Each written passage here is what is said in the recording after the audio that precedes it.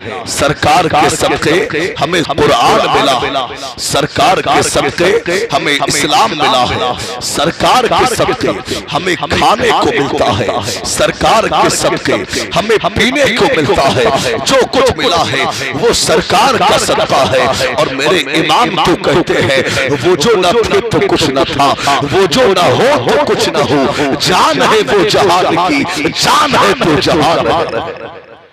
जिब्रील अमीन मेरे सरकार की बारगाह में कब हाजिर हुए? अब सहाबा ने मशवरा किया, यार सरकार के सदक़े हमें सब कुछ मिला है, सरकार के सदक़े खाने को मिलता है, सरकार के सदक़े पीने को मिलता है, मगर उसके बावजूद हमने देखा है कि मुस्तफा जानी रहमत के घर में तीन दिन का फाका हो रहा है। सहाबा ने मशवरा किया, यार एक काम करो, हम थोड़ा थोड़ा माल जमा करते हैं और जमा करके मुस्तफा जाली रहमत की बारगाह में पेश करते हैं। सहाबा ने माल को जमा किया और जमा करके सरकार की बारगाह में पेश किया और हाजिर हुए, सलाम अर्ज किया, अस्सलामु अलैकुम। मेरे सरकार ने जवाब दिया, सरकार के गुलामों ने सलाम पेश किया और अर्ज की, आका हमारी जाने आपके कदमों पे कुर्बान हो जाए। आका आपके सदक़े हमें दीन मिला है, आपके सदक़े हमें कुरान मिला है, आपके सदक़े हमें इस्लाम मिला है,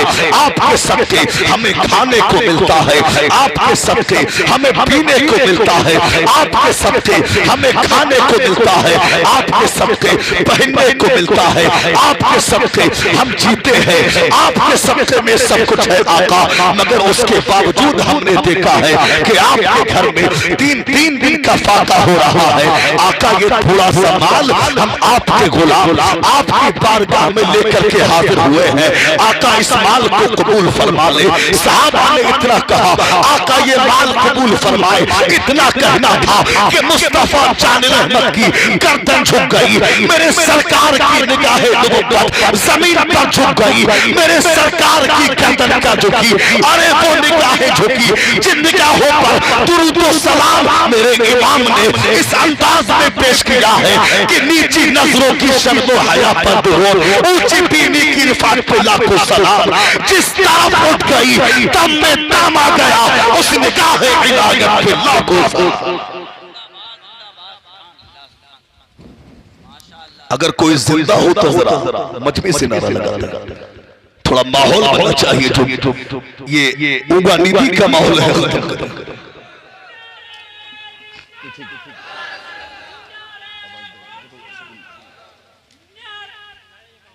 माशाअल्लाह बहुत अच्छा नारा।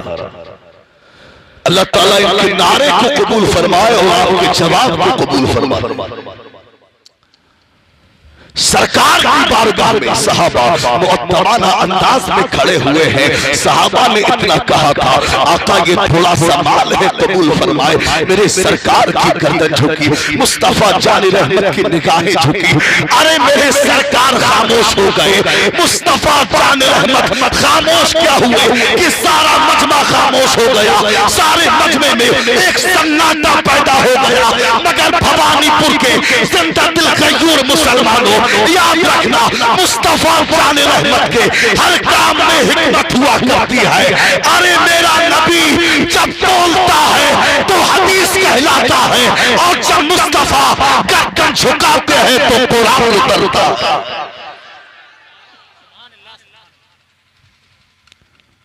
कुरान उतरता है। मेरी सरकार की निगाहें झुकी।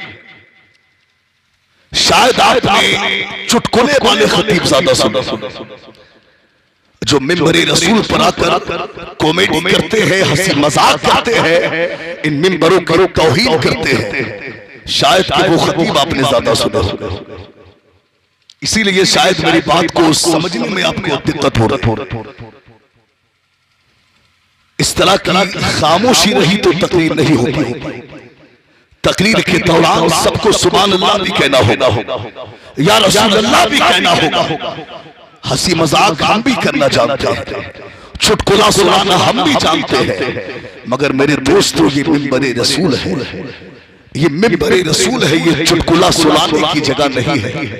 अरे कौम को हंसाने के लिए शेख चिल्ली मरा नहीं है, वो जिंदा है। टीवी पर आने वाला वो शर्मा अभी जिंदा है। एक से एक बड़ा जोकर मौजूद है, वो हंसाने के लिए अभी जिंदा है। एक दीन के आलिम का ये काम नहीं कि मिंबरे रसूल पर आकर वो हंसी मजाक करे। मेरे दोस्तों, ये मिंबरे रसूल है, ये कुरान सुनाने की जगह है, ये दीन सिखाने की जगह है, ये तालीमात कुरान को आम करने की जगह है, ये हदीस पाक सुनाने की जगह है। बेशक, सुभान अल्लाह। इसलिए जो चुटकुले वाले खतीब है, गुजारिश है कि ऐसे खतीबों को सुनने से भी परहेज करें। ये मिंबरी रसूल है, यहाँ का अदब मलहूज रहना चाहिए। मैक साहब अगर इंतकाल ना किए हो तो बहुत जल्दी आ जाएगी। अब देखें, साहबा मुस्तफा जानी रहमत की बारगाह में मुअत्तबाना अंदाज में खड़े हुए हैं। साहबा खड़े हैं मेरे सरकार की बारगाह में। अब सरकार की निगाहें नीची है। मेरे सरकार ने थोड़ी देर के बाद में अपनी निगाहों को ऊपर उठाया। मेरे सरकार ने निगाहें ऊपर की। अब क्या देखते हैं कि ताइर सिदरा सय्यदुल मलाइका हजरत जिब्रील अमीन कुरान पाक की इस आयत करीमा को लेकर के हाजिर हुए। कुरान पाक की इस आयत को लेकर हाजिर हुए। कुल्ला असअलुकुम अलैहि अजरन इल्ला अल-मवद्दता फिल कुर्बा। ऐ महबूब, हमने आपको जो कुछ भी ला कर दिया है, इनसे कह दीजिए हमने जो कुछ भी तुम्हें ला कर दिया है, वो चाहे इस्लाम हो, वो चाहे दीन हो, वो चाहे कुरान हो, वो कुछ भी हो, हमने जो कुछ तुम्हें ला कर दिया है, हम उस पर बदला नहीं चाहते, बल्कि ये चाहते हैं कि हमारे घर वालों से मोहब्बत करने लगे। बेशक, सुभान अल्लाह। बेशक, आवाज को आवाज बढ़ाइए जहां तक सीटी आवाज। साउंड बहुत अच्छा बोल रहा है माशाल्लाह, बस आवाज को बढ़ा दो। मेरे सरकार ने क्या कहा? ठीक है, बस हम ये नहीं चाहते, दीन पर हम कोई उजरत नहीं चाहते, बल्कि ये चाहते हैं कि हमारे घर वालों से मोहब्बत करने लगे। अच्छा, घर वाले कौन हैं? हजरत अली, हजरत फातिमा, हजरत हसन, हजरत हुसैन, ये घर वाले अहले बैत हैं। अहले बैत से मोहब्बत का हुक्म किसने दिया? ये रब ने दिया। जिब्रील अमीन जो आयत लेकर आए वो अल्लाह का कलाम है। कलाम अल्लाह का है, लाने वाले जिब्रील अमीन है, जिसकी तरफ लाए वो अल्लाह के नबी। अब ये कुरान ये सारी कायनात के लिए ये हिदायत बन करके आया है। ये कुरान ये सारी कायनात के लिए हिदायत है। हुदल लिन्नास, ये लोगों के लिए हिदायत बन करके आया है। या एक बात याद रखना, अल्लाह ने तो मुस्तफा जाने रहमत के घर वालों से मोहब्बत का हुक्म दिया है, मगर कसम खुदा की मेरे सरकार ने मोहब्बत करके भी दिखा दिया है।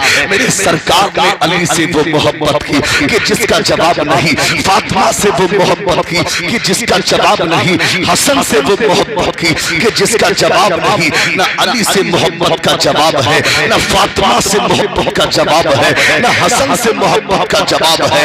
मगर जब इमाम आली मकाम की विलादत बासादत का वक्त करीब आया तो मेरे सरकार ने कुछ इस तरह मोहब्बत का इजहार फरमाया।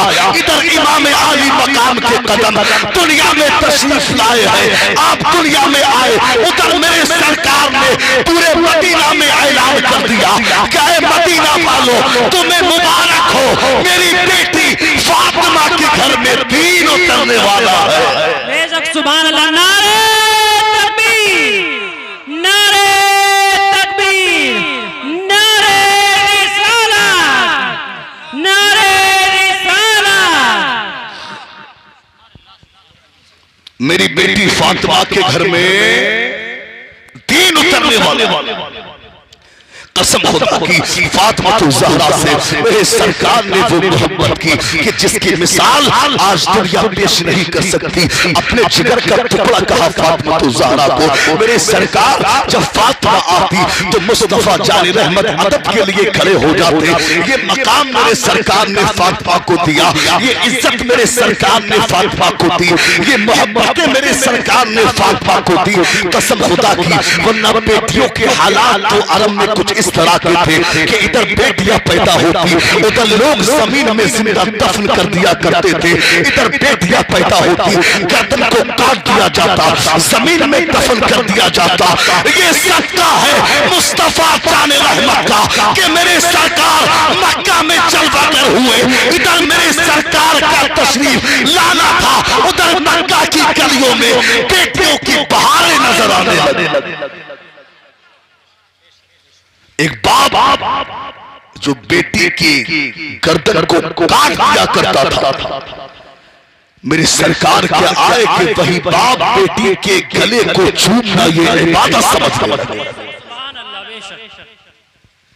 बेटी अब जब बेटी की बात आ गई है तो यहां रुककर मैं एक मैसेज अपने कौम के बेटों और बेटियों को देना चाहता हूं।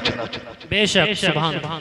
वालिदैन बड़ी नेमत है और कसम खुदा की वालिदैन से ज्यादा हमदर्द औलाद के लिए कोई नहीं हो सकता। हकीकत तो यह है कि जिसका बाप दुनिया से चला जाता है उसका सबसे बड़ा हामी दुनिया से चला जाता है। आज लोग कहते हैं एक लव मैरिज का भूत सवार है लोगों। बिल्कुल। और लोग कहते हैं कि वो लड़की मुझसे बड़ी मोहब्बत करती है। आजकल लड़कों का कहना है बाप से लड़की बड़ी मोहब्बत करती है, मेरी खातिर वो अपने बाप को छोड़ रही, मेरी खातिर उसने अपनी माँ को छोड़ दिया, अपने खानदान को छोड़। मैं कहता हूं नादान, जो तेरी खातिर अपने बाप को छोड़ सकती है वो जब बाप की गद्दार है तो किसी की वफादार नहीं हो सकती। जब वो तेरी खातिर बाप को छोड़ सकती है तो किसी और की खातिर वो तुझे भी छोड़ सकती है। बिल्कुल बेशक।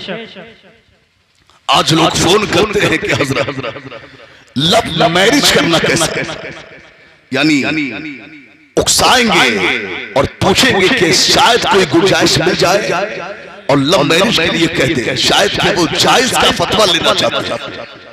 लेकिन हम कहते हैं कि हम ऐसे टॉपिक पर गुफ्तगू करना नहीं चाहते। वो कहते हैं लव मैरिज करना कैसे। मेरे दोस्तों, हमने बड़े लव मैरिज देखे, मगर इधर लव मैरिज के बाद में जब 2-3 महीना गुजरते हैं या तो लाश फ्रिज से निकाली जाती है या ईख के खेतों में से लाश के टुकड़े मिलते हैं या नदियों में से बोरियों से लाशें निकाली जाती है।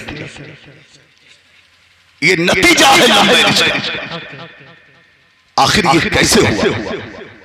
अरे वो तो ये कहता था कि तेरा पांव में जमीन पर नहीं रखने दूंगा, तूने अगर पानी को कहा मैं जूस पिलाऊंगा, तेरे लिए मैं आसमान से तारे तोड़ करके ला दूंगा। मैं कहता हूं अबे जाहिल, तेरी क्या औकात है तू आसमान से तारे तोड़ कर? तेरी तो इतनी भी औकात नहीं, तू घर की छत डलवा कर छत के ऊपर खड़े होकर आसमान के तारे दिखा। आखिर इतनी बड़ी बड़ी बातें आज बेटियों को बाप का मुखालिफ बना दिया लड़कों ने। एक पैगाम में यहां से देना चाहूं, ऐ लड़कों, अब क्या होता है? शादी होती है, बहू घर में रहती है, कुछ 2-3 महीना गुजरते हैं, वो देखती है कि यार ये तो बड़ी बड़ी बातें मुझसे मारता था, मगर अब तो इसके पास मुझसे तो बातें करने के लिए वक्त ये मामला चलता रहता है। आखिरकार लड़की के जहन में एक गलत फहमी पैदा होता है और उसके जहन में आता है शायद कैसे कोई और मुझसे अच्छी मिल गई होगी। अब ये गलत फहमी पैदा हुई, यहीं से झगड़े शुरू हो जाते। मैं मशवरा देना चाहूंगा, ऐ मेरी कौम के बेटों, मेरी कौम की बेटियों, माँ बाप ने तुम्हें बड़ी हसरतों से पाला। जब तू पैदा हुआ था तो तेरे बाप ने कहा था, तेरी माँ ने कहा था कि बेटे के लिए मैं सुंदर सी दुल्हन लेकर के आऊं। तेरे बाप ने कहा था तू पैदा हुआ था तेरे सर पे हाथ फिरा कर, तेरे बाप ने कहा था कि बेटे के लिए ऐसी बहू लेकर आऊंगा जो दुनिया वाले कहेंगे कि है कोई खातून जो घर में आई।